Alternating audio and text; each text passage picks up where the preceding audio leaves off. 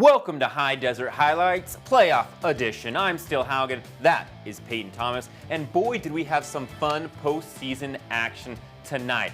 Let's head straight to Crook County. And in the first quarter, they're taking on Lebanon. Inbounds play, Gabriel Lopez hits the triple, then big man Bryce Lowenbach with the block. Chase Jonas, nice pass to Keenan Twig with a strong finish. Cowboys up 20-13 after one. Second quarter.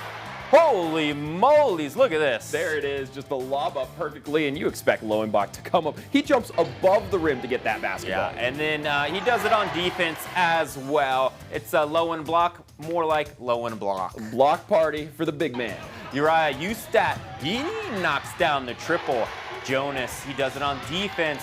Then he goes coast to coast. Bucket plus the foul. Lowenbach, he just invites everybody to the block party. Here, you get an invite, you get an invite. Cowboys up 36-24 at the half. Second half, Ustrat 4-3. Lowenbach double teamed. It doesn't matter. That's an and one. This time, they give it to him again, and he just puts the two-handed slamma-jamma. Ustrat. Oh, let's do a little replay here. I get ahead of myself, but then Ustrat says, enough dunk, so I'm doing this from downtown. But Lowenbach, he's just too much at the rim. No stopping him or no stopping the Cowboys. They win this one 73-55 and play Crater next in Linfield University. How about that? And punching their ticket to the state tournament in 5A. First year in 5A. We kind of expected it, but they've been rolling. Now to our other 5A boys hosting team. That's Summit at home against Corvallis. Storm have an early lead entering the second half and pick off the loose Spartan pass here in transition. It eventually gets down to Caleb Branch. He had a good night, and Branch, well, nailing the triple, adding to the Summit lead. Then Kettering, he'll get himself into a good position here, into the lane, little swap of the hands, back to the right side, finishes through the contact. Corvallis trailed most of the game, but had a little run here in the third quarter. They hit a couple of three-pointers to keep this game competitive, but back to the Summit open floor. Andy Bledsoe, shaking a defender, picks up the and one foul opportunity for him. Now back to Branch. Branch gets the handoff and slashes his way home. Defender tries to take the charge there, but Branch just too agile to get around that block. Spartans hanging around. It was the long ball that gave them a chance. Summit losing the possession here. Now trying to get back for this transition bucket. Kettering, he gets back on defense and swats the attempt away, straight back into the baseline. Storm trying to build on that fourth quarter lead. Back out to Tompkins from the outside. He is sharpshooting. Now with Taylor looking inside, has Bledsoe, and Andy hits the little fader away from the block there. Summit really closing in on this one now. Just a couple minutes to go in transition with Branch. He steps into the defender, eats up the foul, makes no mistakes with the shot in the and one. And it's hard to stop when they're making inside out and finishing at the rim. Yeah, he converts that opportunity. Kettering now back to Branch, and Branch, he fakes the defender out, gets the layup. Summit look confident to start postseason play. They are invited to the state tournament next week, 62-45 over Corvallis. I spoke with Summit's Caleb Branch after the big win. I think our size definitely makes us a contender. You know, we have Foster, he's 6'6", Matthew Tompkins is a big guy. We play really well in our 2-3 zone, which has really been a key part of why we've been winning some of these games, is our intensity in the 2-3 zone. Let's go Storm. I think I agree with what I saw on display tonight. Summit returning to McMinnville for the state tournament after losing the final to LaSalle Prep last year. Let's take a look at our scoreboard. One other team in 5A play tonight still. That was Ridgeview on the road, knocked out by Thurston. Yeah, and Ridgeview, they did a great job this season, but Crook County and Summit, they really put that, notch on the we are the top teams here. And let's take a look at our boys' 5A bracket and steal that Thurston game. They actually advanced to play Summit in the next round. That's the 5-4 matchup behind me. But what's interesting, two Central Oregon teams left, both on the same side of the bracket here. Yeah, and this one, the Summit Thurston, that should be a very competitive, interesting game. Crook County versus Crater, it'll be a real good test. And like you said, if they both win, they play each other. They do, and I think if you're looking at it from Crook County, you're expecting a deep run at this point, how dominant they've been. Absolutely. Now let's head to the Buffalo Dome. I've been there a time or two. Madras hosting Pendleton in the first round. That's Matthew Suppa-Scott with a little handshake, and the Buckaroos ready to play. Now Troy Adams, three, no good. Matthew Suppa-Scott for the putback. John Buffalo ball pass off the backboard. Hey, that's how he drew it up, I guarantee it. And it's an and one. This time, Buffalo ball does it himself. Great footwork. Buffs take an early 7-0 lead. but Pendleton hits a 3 to score their first points of the game. Buffalo ball, strong move, plus the foul, and Madras is not messing around. That's like his second Euro step that we've seen in these highlights. And you know what's great? When a big man can pass and can score. Great assist to Jamos. Buckaroos, Jubal Hoisington with the bucket plus the foul. Now second quarter, great ball movement. Riddle buries the triple. And look at this ball movement. Great passing. Suppa Scott just does the rest. Now Troy Adams dribbles, hesitation, bang! And before you know it, Madras has that 30-10 lead. That's in the corner for Caleb Shank, followed by Adams in the same spot. Now we're headed to the second half. And Peyton, does this look familiar to you at all? Well, Suppa Scott, he scored a lot of points on the inside this year that look exactly like that, just dominant. And he is just too strong for the Buckaroos. The Buffaloes bully the Buckaroos with this one. They win 71-44. Madras takes on St. Helens in the Elite Eight in the bracket, and I talked to Suppa Scott after the game. Pressuring them, they couldn't really handle like a full court press or just getting up and guarding them. And then our offense, our coach drew it up really well. Get the ball inside, and if it's not working this time, we got to kick it out for the open man. Just improving from what we've already gotten good at, and just like making sure we keep building and not stay at the level we are.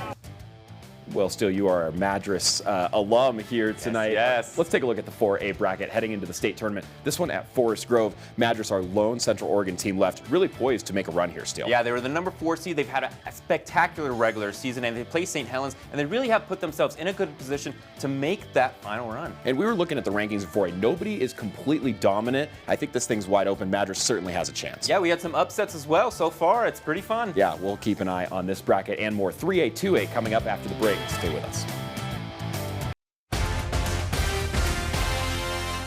Welcome back to High Desert Highlights. The Sisters Outlaws are our only local 3A team in the postseason this year. They had a quarterfinal matchup last night against Cresswell. That's their conference rival. Maddie Durham getting out to the corner and hitting the long ball here to put Sisters back in the lead second quarter. These two teams split the season series at 1-1. The Bulldogs, a tough opponent, partially with how well they can shoot from the perimeter. Into the second half, Cresswell hit a 3 back there. They hit another 3 ball here to extend that narrow lead. This game really close throughout, in part because of how well Sisters moved the ball. Now keep an eye on Verbena Brent, number 25. She's just going to sneak back away from the corner, move around a couple of her teammates, and find herself wide open, losing her defender and sinking the 3. Yeah, that's great ballman, and that's what keeps you in these games. Later in the quarter, Outlaws still trail. Brent pressed, looking for any options at all. She sees Maddie Durham at the point. How about Durham making her way into the point, jumps to the block, and a touch off the glass for 2. Sisters still trying to keep pace through Macy Cotner to Brent up the floor. Brent puts the spin cycle on, creating space and making the tough shot inside. This one late on, really about the Bulldogs though. Leonard drops this pass back out to an open Kinney, who hits it. Last chances for Sisters late in this ball game. Cotner and turns it over. Bulldogs find their way to an open player, make another 3. Cresswell ends this game on an 8-0 run. They advance to the semifinal with a 52-40 win over Sisters. That gives us a look at the 3A girls bracket now. Sisters eliminated. They won their consolation game this morning against Sutherland, 37-34. So they'll play for 4th place this weekend. But still, that leaves just the top 4 seeds here in the 3A girls bracket. But how impressive was Sisters? And I think we talked about this before. They're still a young team. I mean, they still have just years one senior. To grow. Yeah, one senior and really good, consistent overall play. And I just not losing a lot of minutes and a lot of players that are going to keep gaining that chemistry. Sisters girls, certainly a team to watch out for next year. Moving down to 2A, Trinity advanced to the semifinals heading into this morning as the number 1 seed. Then they got Oakland in the semifinals this afternoon. Romney getting things started for us here with a tough finish. He goes to the ground, but the bucket goes in, stays with that left hand. Now in transition, Nichols up to Gilbert. He has to run back to grab that pass, but Jimmy Gilbert, a little shake and bake action. He hits the jumper off the glass. Now it's Nichols. Nichols driving into the lane with that left side and has got himself a layup. Now really the bread and butter of this Saints team, getting to the rim. But over to the outside too, Rhett Lewis shows you that 3-point ball there. Now back to the inside. Gilbert, smooth pass. Himhoff cleans it up. Then the ball movement. Saints swing it around the arc, back out to Lewis. Lewis nails the 3-pointer. Trinity starting to pull away in the second half. That's Gilbert going up and around a pair of defenders at the hoop. End of the third now. Trinity just looking to get a shot up. They go back to Jimmy Gilbert. How about this three-point shot from way downtown? From the inside to the outside, that's when you get in trouble facing the Trinity Lutheran. Yeah, last gasp here for Oakland in the fourth. Saints strip it away. Gilbert will take it all himself, and he helps take Trinity to the 2A state final. Saints advance 59-43 over the Okers. And a look at the 2A bracket here, Steele. This one's more filled out than almost any other one we have, but Trinity advancing. They'll play Regis in the final. I know, excited. Trinity's been doing it all year. They've been the #1 seed all year. They haven't really wavered or much, but it's the postseason that matters the most, and so far they've delivered. Portland Christian undefeated heading into the semifinal game against Regis. They got knocked off, and the Rams, they knocked out Trinity Lutheran in last year's 2A playoffs. So a huge revenge opportunity for a state title. We'll keep you posted on how the Saints do in that one. We've got top plays and the girls bracket to look forward to coming up after the break.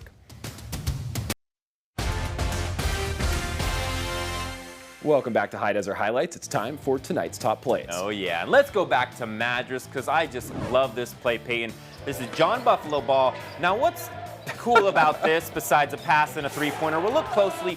It's a no-look pass. I mean, you just love when a team play can get into the top plays and a little bit of individual flair tossed into it. And of course he made the bucket. You have to make it if it's a no-look pass. Gotta Now let's go to Crook County, and we saw this once. Let's see it twice. A little lob to Mr. Lowenbach, and he does the rest. And shout out to Jace Jonas for just putting this ball in the perfect spot over his defender. Lowenbach rising to the occasion. He's like a foot above the rim by the time he gets that basketball. It's fun to watch.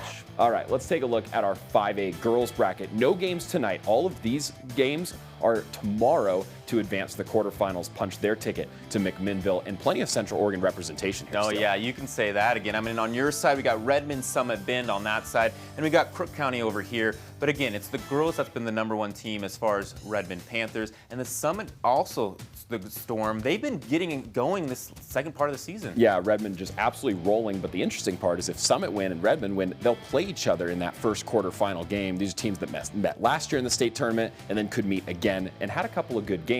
They, in the IMC, gave Redmond the best run. And my surprise team, Crook County, a young Crook County team ranked #7, taking on LaSalle. That should be a fun one. Yeah, so we could have 4 Central Oregon teams make their way into the final 8. We'll see how those games figure out tomorrow. Then we'll be back here next week with some playoff tournament basketball on High Desert Highlights.